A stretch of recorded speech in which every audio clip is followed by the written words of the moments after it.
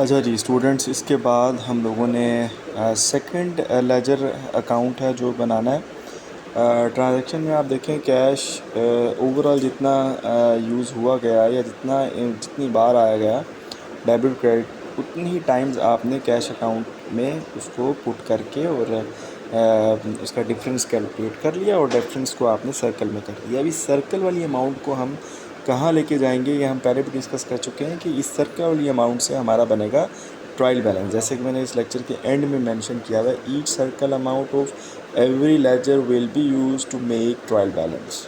क्यों इस्तेमाल होगा, क्या वजह है, तो उसको हम बाद में डिस्कस करेंगे। फ़िलहाल सेकंड अकाउंट पे चलते हैं, कैपिटल अकाउंट में। अब कैपिटल लेजर अकाउंट बनाना है तो हम जर्नल एंट्रीज़ में देखेंगे कैपिटल हाउ मच रिपीटेड। तो यहाँ पे कैपिटल जो है वो वन टाइम ही आया है, जो कि फर्स्ट एंट्री में है। कैश डेबिट 20 लाख से, कैपिटल क्रेडिट 20 लाख से, और उसके बाद अगली 4 एंट्रीज़ में आप देख लें कैपिटल ना तो कहीं डेबिट हो रहा है ना ही क्रेडिट हो रहा है।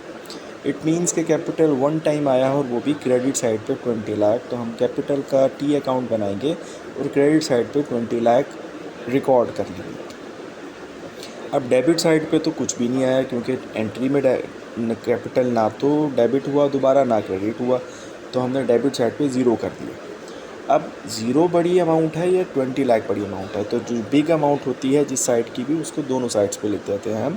तो यहाँ पे credit side 20 lakh credit side पर भी लिखेंगे और डेबिट साइड पर भी लिखेंगे, ठीक है। और डेबिट साइड पे ज़ीरो है तो ज़ीरो में से हम कितना माइनस करेंगे कि 20 लाख आए तो 20 लाख ही माइनस करेंगे। तो वो जो डिफरेंस है वो हमारे पास सर्कल में मेंशन हो गया। कैपिटल अकाउंट में 20 लाख से हमने सर्कल कर दिया, डेबिट साइड पे डिफरेंस आया। अच्छा, उसके बाद हमने थर्ड नंबर पे चलना है मशीनरी। तो मशीनरी का अकाउंट बनाएंगे। मशीनरी के अकाउंट में हमने मशीनरी जब जब डेबिट हो रही है डेबिट साइड पे लिख देंगे, जब जब क्रेडिट हो रही है क्रेडिट साइड पे लिख देंगे। तो मशीनरी यहाँ पे वन टाइम डेबिट हुई 1 लाख से, तो हमने मशीनरी के अकाउंट में 1 लाख डेबिट साइड पे लिख दिया, ठीक है।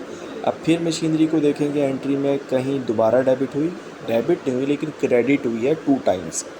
एक दफ़ा 60,000 से क्रेडिट हुई है और एक दफ़ा 5,000 से क्रेडिट हुई है। तो हमने मशीनरी 60,000 से क्रेडिट साइड पे लिखा 60,000। फिर मशीनरी क्रेडिट हुई, सबसे लास्ट वन में देखिए आप, फिफ्थ ट्रांजेक्शन में क्रेडिट हो रही है 5,000 से, हमने फिर 5,000 क्रेडिट साइड पे लिख दिया। अब हम देखेंगे कि डेबिट साइड बिग अमाउंट है, ये क्रेडिट साइड बिग अमाउंट है। तो 1 लाख बड़ी अमाउंट है, जबकि क्रेडिट साइड 60,000 और 5,000, इन दोनों को ऐड करें तो वो बनती है 65,000। तो हमने जो बड़ी अमाउंट है उसको डेबिट साइड पे भी लिखा और क्रेडिट साइड पे भी लिखा। अब 1 लाख में से आप 65,000 को माइनस कर देंगे तो रिमेनिंग अमाउंट जो आएगी, जो सर्कल में है 35,000, वो रिमेनिंग अमाउंट आपने सर्कल कर देनी है, ठीक है।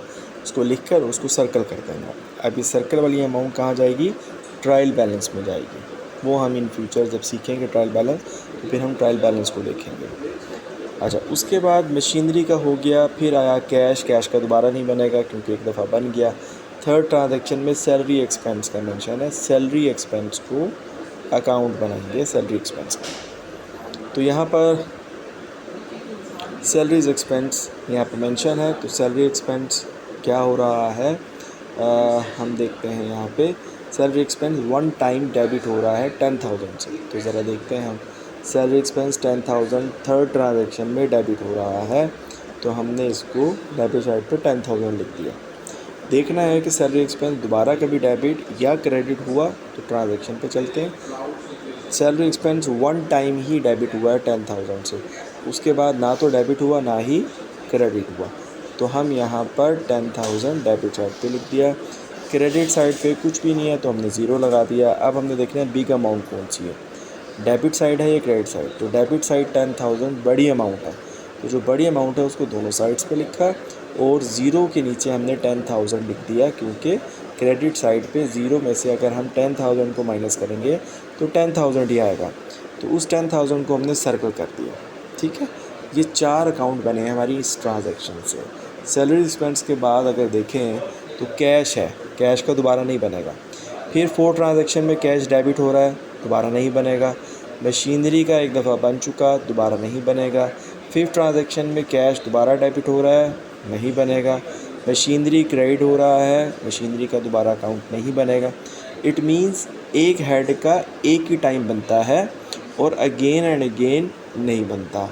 ठीक है, तो यहाँ पर टोटल इन ट्रांजैक्शंस 5 ट्रांजैक्शंस से हमारे पास सिर्फ 4 लेजर्स बने हैं, एक कैश अकाउंट का, एक कैपिटल अकाउंट का, एक मशीनरी अकाउंट का और एक सैलरीज एक्सपेंस अकाउंट का। और हर अकाउंट में से जो सर्कल वाली अमाउंट है वो बेसिकली आगे जाकर एक और स्टेटमेंट है जिसको हम ट्रायल बैलेंस कहते हैं, उसमें इस्तेमाल होती है। और नेक्स्ट लेक्चर में, जब हम नेक्स्ट लेक्चर में देखेंगे कि ट्रायल बैलेंस क्या होता है, कैसे बनता है, ये सर्कल वाली अमाउंट क्यों इम्पोर्टेंट है, किस साइड पे रिकॉर्ड होगी, ट्रायल बैलेंस की डेबिट साइड पे रिकॉर्ड होगी, क्रेडिट साइड पे रिकॉर्ड होगी, वो इन फ्यूचर जब हमारा ट्रायल बैलेंस का वीडियो या लेक्चर होगा उसमें डिस्कस करेंगे हम। लेकिन मैंने एक नोट इम्पोर्टेंट लिख दिया है कि each circle amount of every ledger will be use to make trial balance. तो नेक्स्ट लेक्चर में इंशाल्लाह ताला हम ट्रायल बैलेंस को चेक करेंगे। आप इसी वाले क्वेश्चन को अगेन पेज पे खुद से प्रैक्टिस करें, एंट्रीज़ पास करें, एंट्री से लेजर्स बनाएं। ठीक है, तो होपफुली आपको ये बात बहुत अच्छी समझ में आएगी। मज़ीद मैं कुछ क्वेश्चंस बनाकर जो कि प्रैक्टिस क्वेश्चन हैं जिससे आप लेजर की प्रैक्टिस कर सकें, वो भी अपलोड करूँगा। तो उससे आपने खुद से बैठकर उसकी प्रैक्टिस करनी है और किसी भी किस्म का कोई भी प्रॉब्लम हो तो आप कमेंट्स करके पूछ सकते हैं, मैं उसका रिप्लाई करूँगा आपको। ओके जी, अपना ख्याल रखिएगा। अल्लाह हाफ़िज़।